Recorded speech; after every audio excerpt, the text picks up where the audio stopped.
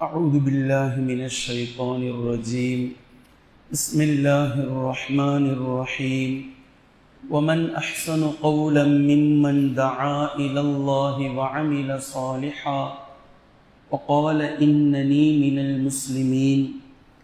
கண்ணியத்திற்குரிய அல்லாஹ்வின் அடியார்களே, சூரா ஹாமீம் அஸ்-சஜ்தாவினுடைய 33வது வசனத்தை நாம் பார்த்து வருகின்றோம்.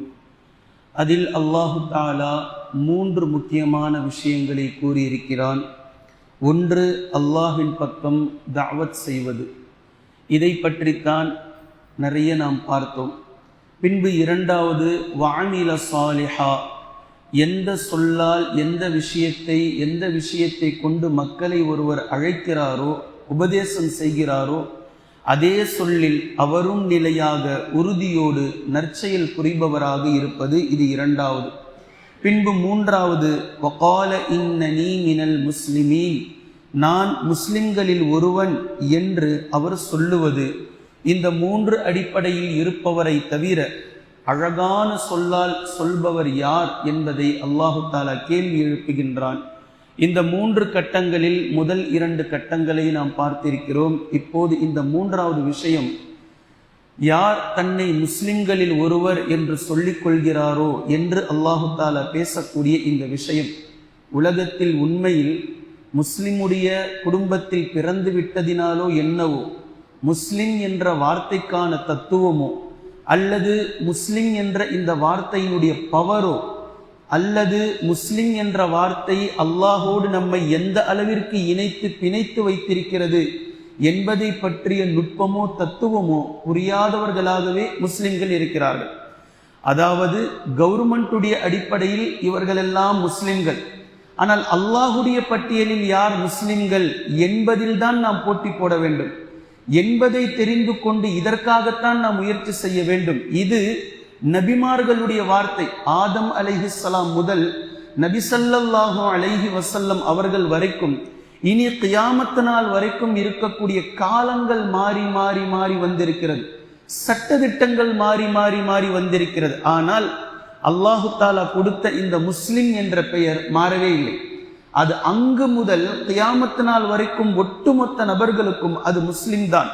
இதுல எந்த மாற்று கருத்தும் இல்லை. இப்ராஹிம் அலைஹிஸ்ஸலாம் அவர்கள் இவ்வளவு பெரிய சமூகங்கள் உருவாவதற்கு காரணமாக இருந்த வரலாற்று ரீதியாக இப்ராஹிம் அலைஹிஸ்ஸலாம் அவர்களை கொண்டு வந்து முன்னிறுத்துவார்கள். ஒன்று இஸ்ஹாக் அலைஹிஸ்ஸலாம் அவர்களுடைய சந்ததிகள், மற்றொன்று இஸ்மாயில் அலைஹிஸ்ஸலாம் அவர்களுடைய சந்ததிகள். இப்ப இப்ராஹிம் அலைஹிஸ்ஸலாம் அவர்கள் கஅபத்துல்லாவை கட்டிட்டு துவா கேட்கிறாங்க, ரப்பனா வஜ்அல்னா முஸ்லிமைனி லக், எங்கள் இருவரையும் நீ உனக்கு கட்டுப்பட்ட முஸ்லிம்களாக நீ ஆக்கி வை. இதுல நாங்க எங்கேயும் மாறிடக்கூடாது. எங்களுக்கு முஸ்லிம் என்ற சொல்லை விட அழகான வார்த்தை வேறு எதுவும் இல்லை. நாங்கள் உனக்கு முஸ்லிம்களாக இருப்பதை விட வேறு எந்த சிறப்பும் அந்தஸ்தும் கண்ணியனும் எங்களுக்கு இல்லை. இந்த முஸ்லிம் என்ற இந்த அழகான சொத்தை பிறரிடத்தில் விற்றதற்கு பின்னால் எங்களுக்கு கண்ணியம் என்ன இருக்க போகுது? இதுல நாங்க உறுதியா நிற்கணும், இதுல நாங்க நிலையா நிற்கணும். இப்ராஹிம் அலைஹிஸ்ஸலாம் அவர்கள் துவா கேட்கிறாங்க. அவங்க 2 பேருக்கு மட்டும் கேட்கல, தந்தை மகனுக்காக மாத்திரம் கேட்கல, சந்ததிகளுக்கும் கேட்கிறாங்க. ரப்பனா வஜ்அல்னா முஸ்லிமைனி லக் வ மின் துர்ரியத்தினா உம்மத்தம் முஸ்லிமத்தல் லக், எங்களுடைய சந்ததிகளில் இருந்தும் நீ முஸ்லிம்களை உருவாக்குவாயாக. முஸ்லிம் அல்லாதவர்கள் இருக்கக்கூடாது, முஸ்லிம்களை நீ ஆக்குவாயாக. எங்களுடைய சந்ததி இப்ராஹிம் அலைஹிஸ்ஸலாமுடைய சந்ததி என்றால் யகூதிகளோ கிறிஸ்துவர்களோ இருந்து விடக்கூடாது, முஸ்லிமாக இருக்கணும்னு சொல்லி இப்ராஹிம் அலைஹிஸ்ஸலாம் அவர்கள் துவா செய்றாங்க. முஸ்லிம் என்ற வார்த்தையினுடைய பவரை பாருங்க.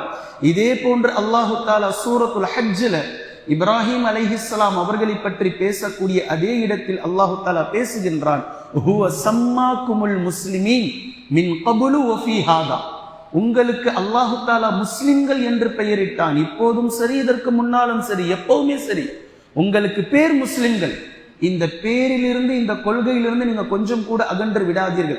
அதே போன்று சுலைமான் அலைஹிஸ்ஸலாம் அவர்கள் ராணிக்கு கடிதம் எழுதும் போது, இப்போது தஅவா பணியில் கூட நாம் பார்த்தோம் கடந்த வாரத்தில், வ அல்லா தஅலு அலைய வஅதூனி முஸ்லிமீன், ஒழுங்கு மரியாதையா எல்லோரும் ஒன்றாக சேர்ந்து என்னிடத்தில் நீங்கள் முஸ்லிம்களாக வந்து சேருங்கள், அல்லாஹ்வுக்கு கட்டுப்பட்ட நிலையில் இங்க வாங்க, உங்களுடைய ராஜதந்திரம், உங்களுடைய அது இது சிம்மாசனம் எதுவும் இங்க வேலைக்காவது. ஏனென்றால் இங்கு ஆட்சி நடப்பது லா இலாஹ இல்லல்லாஹ்வுக்கு கீழாக, இந்த கொள்கைக்கு கீழாக நாங்கள் இஸ்லாத்தை ஆட்சியை நடத்தி கொண்டிருக்கிறோம், நீங்க இதுக்கு கீழே வாங்க என்று ராணிக்கு கடிதம் எழுதியதை நாம் பார்க்கிறோம். இப்ராஹிம் அலைஹிஸ்ஸலாம் அவர்களுடைய பேரர் யாக்கூப் அலைஹிஸ்ஸலாம் அவர்கள் தங்களுடைய பிள்ளைகளிடத்தில் அவர்களுடைய மரண நேரத்தில் உயில் சாசனம் பேசுகிறார்கள். இந்த சொத்து இவ்வளோ இருக்கு, அந்த சொத்து அவ்வளோ இருக்கு, அது இருக்கு, இது இல்லை. யாக்கூப் அலைஹிஸ்ஸலாம் தங்களுடைய மகன்கள் கிட்ட பேசுறாங்க, என்னுடைய வஃபாத்துக்கு பின்னால் நீங்கள் எந்த கடவுளை வணங்குவீர்கள்? நீங்க மாறி கீறி தடம் மாறி போயிடுவீங்களா? அல்லாஹ் ஒருவனை விட்டு விட்டு வேறு மாதிரியா ஏதாவது வணங்க போயிடுவீங்களா? அப்போ அவங்க சொல்றாங்க, நாங்க போக மாட்டோம். நீங்கள் எந்த இறைவனை எங்களுக்கு காட்டினீர்களோ அதே அல்லாஹ்வை நாங்கள் கடைசி வரை வணங்குவோம். உங்களுடைய மூதாதியர்கள் இப்ராஹிம் அலைஹிஸ்ஸலாம் அவர்கள் எந்த இறைவனை எங்களுக்கு காட்டினார்களோ அதே இறைவனை நாங்கள் வணங்குவோம். இந்த கொள்கைக்கு பேர் வனஹ்னு லஹு முஸ்லிமூன். நாங்கள் அவனுக்கு முற்றிலும் கட்டுப்பட்டவர்களாக முஸ்லிம்களாக நாங்கள் இருப்போம் என்று அல்லாஹு தாலா குர்ஆனுடைய சூரத்துல் பக்ராவில் யாக்கூப் அலைஹிஸ்ஸலாம் அவர்கள் தங்களுடைய பிள்ளைகளிடத்தில் சாசனம் எழுதியதை அல்லாஹு தாலா இங்கு காட்டுகின்றார். அதே போன்று யூசுப் அலைஹிஸ்ஸலாம் அவர்கள் தங்களுடைய துஆ மிக ஆழமான துஆ, ஃபாத்திரஸ் ஸமாவாதி வல் அர்த், வானங்களையும் பூமியையும் படைத்தவனே, அன்த வலியீ ஃபித் துன்யா வல் ஆখিরা, இம்மையிலும் மறுமையிலும் நீதான் என்னுடைய வலி, நீதான் என்னுடைய பொறுப்புதாரி, நீதான் என்னுடைய பாதுகாவலன் என்று சொல்லிட்டு சொல்றாங்க, தவஃபனி முஸ்லிமா, என்னை முஸ்லிமாக நீ மௌத்தாக்கு. இவ்வளோ நாள் வாழ்ந்திருக்கிறேன், நான் பிறந்து என்னென்னமோ வாழ்க்கையில நடந்து போச்சு, இங்கேருந்து அங்க போட்டாங்க, வித்தாங்க, கிணத்துல போட்டாங்க, சகோதரர்களுடைய சூழ்ச்சி, அதெல்லாம் இப்ப எனக்கு பிரச்சனை இல்லை. என்னுடைய பிரச்சனை ஒன்னே ஒண்ணு, நான் மௌத்தாகும் போது முஸ்லிமா இருக்கணும். என்னுடைய மௌத் உனக்கு கட்டுப்பட்ட நிலையில இருக்கணும். இதிலிருந்து கொஞ்சமும் பிசைந்து உன்னுடைய மார்க்கத்திற்கு முரணானவனாக நான் மௌத்தாகிவிடக்கூடாது. வத்தவஃபனி முஸ்லிமா வஅல்ஹிக்னி பிஸ்ஸாலிஹீன், என்னை சாலிஹானவர்களோடு நீ சேர்த்து வைப்பாயாக என்று யூசுப் அலைஹிஸ்ஸலாம் அவர்கள் கேட்கக்கூடிய துஆவை அல்லாஹு தஆலா குர்ஆனில் பதிவு செய்கிறான். இது எல்லாவற்றுக்கும் மேலாக ஒவ்வொரு ஜும்ஆவிலும் 3 வசனங்களை கொண்டு நபி ஸல்லல்லாஹு அலைஹி வஸல்லம் அவர்கள் குத்பாவை துவங்குவார்கள். அதை எல்லா பள்ளிகளிலும் இமாம்கள் ஓதுவதை நீங்கள் கேட்கலாம். அதில் முதல் வசனமாக யா அய்யுஹல்லதீன ஆமனு தகுல்லாஹ் ஹக்க துகாத்திஹி, அல்லாஹ்வை நீங்கள் அஞ்சிக் கொள்ளுங்கள், முறைப்படி அஞ்சுங்கள். எவ்வளவு அஞ்சனமோ எப்படி அஞ்சனமோ அந்த அளவுக்கு அஞ்சுங்க. சும்மா ஏனோ தானோன்னு சொல்லிட்டு இப்படியும் அப்படியும் அப்படியும் இப்படியும். நாளை மறுமை நாளையில் அல்லாஹு தாலா சிலரை தண்டிப்பான். தண்டிக்கக்கூடிய அவர்களை வேறு சிலர் பார்ப்பார்கள், இவங்கெல்லாம் தொழ வந்தாங்களே, இவங்கெல்லாம் நோன்பு வச்சாங்களே, இவங்கெல்லாம் குர்ஆன் ஓதுனாங்களே என்று மக்கள் பேசிக் கொள்வார்கள். அல்லாஹ்விடம் இருந்து பதில் கொடுக்கப்படும், வமா கதருல்லாஹ ஹக்க கத்ரிஹி, அல்லாஹ்வை அஞ்ச வேண்டிய முறைப்படி இவர்கள் அஞ்சனாங்க, ஆனா முறை இல்லை. எப்படி அல்லாஹு தாலா தன்னை அஞ்ச வேண்டும் என்று சொல்கின்றானோ, மார்க்கத்தை எப்படி பின்பற்ற வேண்டும் என்று சொல்லி இருக்கிறானோ அந்த அடிப்படையில் அஞ்சல. வமா கதருல்லாஹ ஹக்க கத்ரிஹி, அதனால தான் அல்லாஹ் இங்க சொல்றான் ஆலு இம்ரான்ல, யா அய்யுஹல்லதீன ஆமனு தகுல்லாஹ ஹக்க துகாத்திஹி சொல்லிட்டு அல்லாஹ் தஆலா சொல்லக்கூடிய பியூட்டிஃபுல்லான அட்வைஸ், வலா தமூதுன்ன இல்லா வ அன்தும் முஸ்லிமூன், நீங்கள் முஸ்லிம்களாகவே தவிர நீங்கள் மௌத்தாகி விடாதீர்கள். மௌத்தாகும் போது நீங்கள் முஸ்லிம்களாக இருங்கள். அல்லாஹுக்கு முற்றிலும் கட்டுப்பட்ட நிலையில் உங்களுடைய மரணம் இருக்கட்டும், உங்களுடைய மௌத் முஸ்லிமாக இருக்கும் போது இருக்கட்டும் என்று சொல்லக்கூடிய இந்த வசனத்தை நாம் பார்க்கிறோம். இந்த இடத்தை இப்போது நாம் ஆழமாக யோசித்து பார்த்தால், அல்லாஹு தாலா இந்த முஸ்லிம் என்ற சொல்லை இந்த வசனத்தில் நான் முஸ்லிம்களில் ஒருவர் என்று யார் சொல்கிறாரோ அவரை விட சொல்லால் அழகானவர் யார் என்று பொருள் வைத்தால், வெறுமனே ஒருவர் முஸ்லிம் என்று சொல்லிவிட்டு முஸ்லிமுக்கு மாற்றமான செயல்களை செய்வது இது குறிக்குமா? அப்படி என்றால் முஸ்லிம் என்று தன்னை ஒருவர் சொல்லிக் கொள்வதும் இந்த வசனத்தில் இருக்கிறது. மாற்றமாக முஸ்லிமாக வாழ்வதை அல்லாஹ் இங்கு பேசுகின்றான். முஸ்லிமாக மௌத்தாவதை அல்லாஹு தஆலா இங்கு பேசுகின்றான். முஸ்லிமாக வாழ்வதென்பது நீங்கள் நான் முஸ்லிம் என்று சொல்லவே வேண்டாம், உங்களுடைய செயல் காட்ட வேண்டும் நீங்கள் முஸ்லிம் என்று, உங்களுடைய முகம் காட்ட வேண்டும் நீங்கள் ஒரு முஸ்லிம் என்று, உங்களுடைய தாடியும் உங்களுடைய தொப்பியும் உங்களுடைய தொழுகையும் உங்களுடைய கரண்டைக்காலுக்கு மேலாக இருக்கக்கூடிய அந்த கைலியும் உங்களுடைய சலாமும் உங்களுடைய பேச்சும் உங்களுடைய நயமும் உங்களுடைய வாழ்க்கை நடைமுறை பிறருக்கு சொல்ல வேண்டும் நீங்கள் முஸ்லிம் என்று. இப்படித்தானே சஹாபாக்கள் இருந்தார்கள். நபி ஸல்லல்லாஹு அலைஹி வஸல்லம் அவர்களுக்கு பின்னால் எந்த ஊருக்கெல்லாம் அவர்களால் பரவ முடியுமோ அதற்கெல்லாம் அவர்கள் சென்றார்கள். தாவா பணிக்காகவும் சென்றார்கள், தங்களுடைய வியாபாரத்திற்காகவும் சென்றார்கள். அவர்கள் கண்ட கலாச்சாரங்கள் மிக புதுமையானது. பலதரப்பட்ட நாடுகளில் வெவ்வேறு விதமான கலாச்சாரங்கள், உணவு பழக்கங்கள் வேறு, வெவ்வேறு விதமான கடவுள் வணக்க வழிபாடுகள். எந்த இடத்திற்கெல்லாம் சென்றார்களோ யாருடைய கலாச்சாரமும் இவர்களிடத்தில் ஒட்டி கொள்ளவில்லை. மாற்றமாக இஸ்லாத்தினுடைய கலாச்சாரம் அவர்களிடத்தில் விட்டு வந்தார்கள். இப்படி ஒரு மார்க்கம் இருக்கிறதா? இப்படி பேச முடியுமா? இவ்வளவு நாணயமாக இருக்க முடியுமா?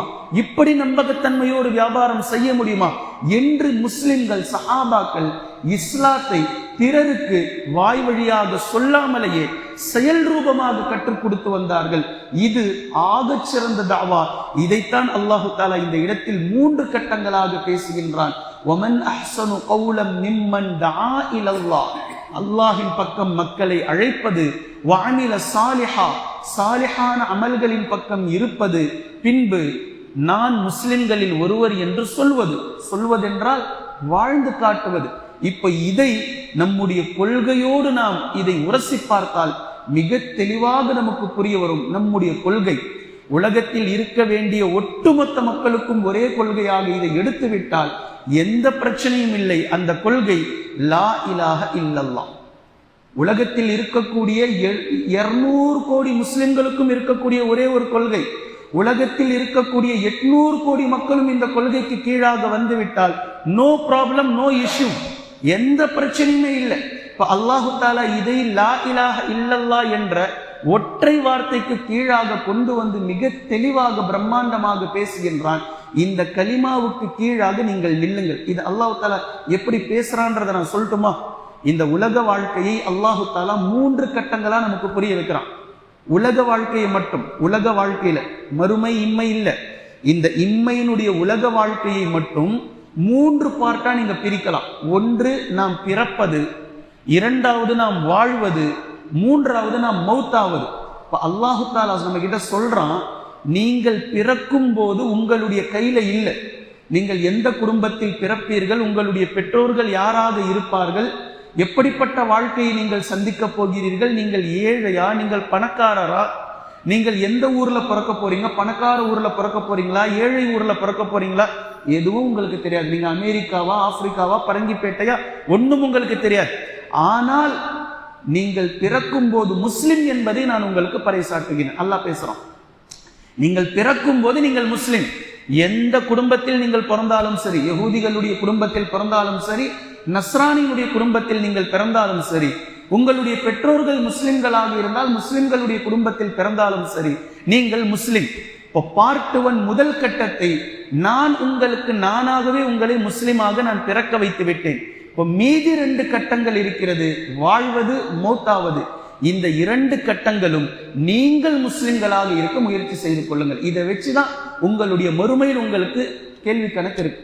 ஒரு பார்ட்டை நான் முடிவு பண்ணிட்டேன், நான் சரி பண்ணிட்டேன். நீங்கள் பிறக்கும் போது முஸ்லிம், உங்கள் அத்தனை நபர்களையும் முஸ்லிமாக நான் பிறக்க வைத்திருக்கிறேன். வாழ்வதும் மௌத்தாவதும் இந்த 2 கட்டங்களிலும் நீங்கள் முஸ்லிம்களாக மௌத்தாகிவிட்டால், வாழ்ந்து விட்டால், இன்ஷா அல்லாஹ் நீங்கள் மறுமையில் நற்பெயரை அடைந்து விடுவீர்கள். எப்படி அடைய முடியும்? எப்படி முஸ்லிமாக வாழ்வது, எப்படி முஸ்லிமாக மௌத்தாவது? லா இலாஹ இல்லல்லாஹை பற்றி நபி ஸல்லல்லாஹு அலைஹி வஸல்லம் அவர்களுடைய பலதரப்பட்ட ஹதீஸ். லா இலாஹ இல்லல்லாஹ் என்பதை யார் சொல்வாரோ அவர் சொர்க்கம் நுழைந்து விடுவார். யாருடைய கடைசி வார்த்தை லா இலாஹ இல்லல்லாஹ் என்று இருக்குமோ அவர் சொர்க்கம் நுழைந்து விடுவார். இப்படி சொர்க்கம் நுழைவார். நபி ஸல்லல்லாஹு அலைஹி வஸல்லம் அவர்கள் இங்க என்ன சொல்றாங்க? லா இலாஹ இல்லல்லாஹ் என்ற கலிமாவை ஒருவர் சொன்னால் சொர்க்கம் நுழைவாராம். கண்டிப்பாக நுழைவார். எப்படி? 20 வருடங்களாக ஒருவர் முஸ்லிம் அல்லாதவராக வாழ்ந்தார், 20வது வருடத்தில் இஸ்லாத்தை தழுவினார், லா இலாஹ இல்லல்லாஹ் என்று சொல்லி முடித்த நேரத்தில் அவருக்கு மரணம் வந்துவிட்டது. இன்ஷா அல்லாஹ் கண்டிப்பாக இவர் சொர்க்கம் நுழைந்து விடுவார். 20 வருடத்தில் முஸ்லிமாக இருந்து இவர் செய்த ஒரே ஒரு அமல் லா இலாஹ இல்லல்லாஹ் மாத்திரம்தான். ஆனால் அவர் ஒரு நாள் வாழ்கிறார். 20 வருடத்தில் லா இலாஹ இல்லல்லா என்று சொல்லி முஸ்லிமாக மாறி ஒரு நாள் வாழ்கிறார், ஒரு நாளுக்கு பின்னால் மௌத்தாகிறார். இப்போ லா இலாஹ இல்லல்லா என்று சொன்னதிலிருந்து 24 மணி நேரம் உங்களுடைய கடமை, உங்களுடைய பொறுப்பு, உங்களுடைய அமல், உங்களுடைய சீர்திருத்தம், உங்களுடைய சமூக பொறுப்பு, இந்த 24 மணி நேரத்தில் நீங்கள் என்ன செய்தீர்கள் என்ற ஒட்டுமொத்தத்தையும் அல்லாஹ் தஆலா கேள்வியை கேட்டு பின்பு சொர்க்கத்திற்குள் அனுப்புவார். இப்ப இந்த இடத்தை நல்லா புரிஞ்சுக்கணும். இப்ப லா இலாஹ இல்லல்லா என்று சொல்பவர் சொர்க்கம் செல்ல மாட்டார். லா இலாஹ இல்லல்லா என்று சொல்லி உடனே ஒருவர் மரணித்திருந்தாலே தவிர லா இலாஹ இல்லல்லா என்று வாழ்ந்தவர் இன்ஷா அல்லாஹ் சொர்க்கம் செல்வார். இப்போ கடைசி வார்த்தை யாருடையது லா இலாஹ இல்லல்லா என்று இருக்குமோ அவர் சொர்க்கம் செல்வார் என்ற ஹதீஸ். யார் லா இலாஹ இல்லல்லா என்ற அடிப்படையில் வாழ்ந்தாரோ அவர்தான் லா இலாஹ இல்லல்லா என்று சொல்வார். லா இலாஹ இல்லல்லா என்று சொல்ல வேண்டிய அவசியமும் இல்லை. அவருடைய மௌத்தை அல்லாஹு தஆலா நன்மையான மௌத்தாக கொண்டு வருவான். உதாரணமாக ஒருவர் தொழுகையில் இருக்கிறார். தொழுகையில் இருக்கும்போது லா இலாஹ இல்லல்லா என்று சொல்லி இருக்க மாட்டார். அவர் சூரத்துல் ஃபாத்திஹாவை ஓதிக்கொண்டிருக்கலாம், அல்லது துணை சூறாவை ஓதிக்கொண்டிருக்கலாம், அல்லது சுஜூதிலே சுப்ஹான ரப்பியல் ஆலா என்று சொல்லிக் கொண்டிருக்கலாம், அத்தஹியாத்திலே அத்தஹியாத் ஓதிக்கொண்டிருக்கலாம். மலக்குல் மௌத் வந்து ரூஹை எடுத்து விட்டால் இவருடைய கடைசி வார்த்தை லா இலாஹ இல்லல்லா அல்ல, மாற்றமாக லா இலாஹ இல்லல்லா எந்த கொள்கையை பேசுகிறதோ அந்த கொள்கையில் அல்லாஹுக்கு முற்றிலும் கட்டுப்பட்ட நிலையில் இருக்கும் போது அவர் மௌத்தானார், சொர்க்கம் செல்வார் இன்ஷா அல்லாஹ். அல்லாஹ்விடத்தில் ஆதரவு வைப்போம். இதே போன்று போர்க்களத்தில் போர் செய்து கொண்டிருக்கும் போது ஒருவர் ஷஹீதானார். இவருடைய கடைசி வார்த்தை லா இலாஹ இல்லல்லாவாக இருக்காது. ஆனால் லா இலாஹ இல்லல்லா என்ற இந்த வார்த்தை எந்த கொள்கையை ஆழமாக சொல்லி இருக்கின்றதோ இந்த கொள்கைக்காக போராடி கொண்டு இருக்கும் போது அவர் உயிரை துறந்திருந்தால் சொர்க்கம் செல்வார் இன்ஷா அல்லாஹ். குர்ஆனை ஒருவர் ஓதிக்கொண்டே இருக்கிறார், குர்ஆனுடைய வசனங்கள் வாயில் இருக்கும் போது அவர் மௌத்தானார். இவருடைய கடைசி வார்த்தை லா இலாஹ இல்லல்லா அல்ல, மாற்றமாக லா இலாஹ இல்லல்லா என்ற பேஸை குர்ஆனுடைய முழு தஃப்சீர் பேசுகின்றது, அகீதா பேசுகின்றது. இதே கொள்கையை அல்லாஹுடைய வார்த்தைகளை தன்னுடைய வாயால் உதிர்த்து கொண்டிருந்த நேரத்தில் அவர் மௌத்தானார். அதனால் அவர் சொர்க்கம் செல்வார் இன்ஷா அல்லாஹ். இப்படி பல மௌத்துகளை நாம் பார்க்கலாம். உமர் ரலியல்லாஹு அன்ஹு அவர்கள் தொழுகையில் இருக்கும் போதுதான் மௌத்தானார்கள். உஸ்மான் இப்னு அஃபான் ரலியல்லாஹு அன்ஹு அவர்கள் குர்ஆனை ஓதிக்கொண்டிருக்கும் போதுதான் மௌத்தானார்கள். அபூபக்கர் சித்தீக் ரலியல்லாஹு அன்ஹு அவர்கள் அல்லாஹ்விடத்தில் துஆ கேட்டுக் கொண்டிருக்கும் போதுதான் மௌத்தானார்கள். அலி இப்னு அபி தாலிப் ரலியல்லாஹு அன்ஹு அவர்கள் கூஃபாவிலே ஃபஜ்ர் தொழுகைக்காக வீட்டிலிருந்து எழுந்து பள்ளிவாசலுக்கு செல்லும் போதுதான் ஷஹீதாக்கப்பட்டார்கள். இப்படி நல்லடியார்களுடைய மரணங்களை நீங்கள் எடுத்து பார்த்தால் இஸ்லாமிய கொள்கை என்னவோ அதை நடைமுறைப்படுத்தக்கூடிய நேரத்தில் அவர்களுடைய மௌத் வந்திருக்கும். யாருக்கு இப்படி வரும்? யார் லா இலாஹ இல்லல்லாவை தன்னுடைய வாழ்க்கை நெறியாக, தன்னுடைய வாழ்வியல் முறையாக எடுத்துக்கொண்டார்களோ, அந்த கொள்கைக்காக பாடுபடுகிறார்களோ, அந்த கொள்கையில் தன்னை ஈடுபடுத்திக் கொள்ள வேண்டும், அதுவே தன்னுடைய உயிர் மூச்சாக இருக்க வேண்டும், தன்னுடைய பிரிவு அதுவாக இருக்க வேண்டும் என்று எவர்கள் அதை கொண்டு செல்கிறார்களோ அவர்களுக்கு அல்லாஹு தஆலா இன்ஷா அல்லாஹ் பிறக்க வைத்ததை போன்று வாழ வைக்கவும் லா இலாஹ இல்லல்லாவுக்கு கீழாக உதவி செய்வான், முஸ்லிமாக வாழ உதவி செய்வான். உயிரை எடுக்கும் போதும் அவர் முஸ்லிமாக இருக்க முயற்சி செய்தால் அல்லாஹும் அவரை முஸ்லிமாக இருப்பக்க செய்வதற்கு உதவி செய்வான். இப்போ இந்த மௌத்தை தான் அல்லாஹ்விடத்தில் நாம் கேட்க வேண்டும். இதைத்தான் இந்த இடம் குர்ஆன் முழுக்க பேசுகின்றது. லா இலாஹ இல்லல்லா என்ற கலிமாவை கொண்டு உங்களை நான் பிறக்க வைத்து விட்டேன், இப்போது வாழ்வதும் இறப்பதும் இதே லா இலாஹ இல்லல்லா என்ற கலிமாவிற்கு கீழாக நீங்கள் ஆக்கிக் கொள்ளுங்கள், அதற்காக முயற்சி செய்யுங்கள், இது உங்களுடைய கரத்தில் இருக்கின்றது என்பதை அல்லாஹு தஆலா மிக தெளிவாக பேசி முடிக்கின்றான். இதைத்தான் அல்லாஹு தஆலா இந்த இடத்தில் எவர் அல்லாஹ்வின் பக்கம் மக்களை அழைத்து அதில் நிலையாக தானும் நல்ல அமல் செய்து தன்னை முஸ்லிம்களில் ஒருவர் என்று கூறிக்கொள்கிறாரோ அவரை விட அழகான சொல்லை சொல்பவர் யார் என்று அல்லாஹு தஆலா கேள்வி எழுப்புகின்றான். இந்த 3 விஷயங்களும் வாழ்வியலை குறிக்கிறது. ஒரு முஸ்லிம் முஸ்லிமாக இருப்பதல்ல, முஸ்லிமாக வாழ்வது. ஒரு முஸ்லிம் முஸ்லிமாக பெயரிட்டுக் கொள்வதல்ல, முஸ்லிமாக மௌத்தாவது. ஒரு முஸ்லிம் ஆதார் அட்டையில் முஸ்லிமுடைய பெயரை வைத்து தந்தை முஸ்லிம், பர்த் முஸ்லிம், தாத்தா முஸ்லிம், பாட்டன் முஸ்லிம் என்று சொல்லிக் கொள்வதல்ல, முஸ்லிமாக வாழ்ந்து என் இறைவன் என்னை முஸ்லிமாக படைத்திருக்கிறான், அதற்காக நான் முஸ்லிமாக வாழ்கிறேன், என் இறைவன் என்னை முஸ்லிமாக மௌத்தாக வேண்டும், அதற்காக நான் முஸ்லிமாக வாழ்கிறேன் என்று தாத்தா அப்பன் பாட்டன் பேர் முஸ்லிமாக இருக்க வேண்டியதல்ல. தன்னை அல்லாஹு தஆலா முஸ்லிமாக படைத்திருக்கிறான், பிறக்க வைத்திருக்கிறான், இதற்காக நான் முஸ்லிமாக இருக்கிறேன் என்று சொல்லிக்கொண்டு முஸ்லிமாக வாழ்வதை அல்லாஹு தாலா இந்த 3 நிலைகளையும் இந்த குர்ஆனில் மிக ஆழமாக இந்த வசனத்தில் பேசியிருக்கிறான். அடுத்தடுத்து அல்லாஹு தாலா என்ன பேசுகின்றான் என்பதை இன்ஷா அல்லாஹ் நாம் தொடர்ந்து பார்க்கலாம். குர்ஆனையும் ஹதீஸையும் தெளிவாக விளங்கக்கூடிய நன்மக்களாகவும் அதை நடைமுறைப்படுத்தக்கூடிய மக்களாகவும் அல்லாஹ் நம்மை ஆக்குவானாக. சுப்ஹானக அல்லாஹும்ம பிஹம்திக அஷ்ஹது அல்லா இலாஹ இல்லா அன்த அஸ்தக்ஃபிருக வ அத்தூபு இலைக்.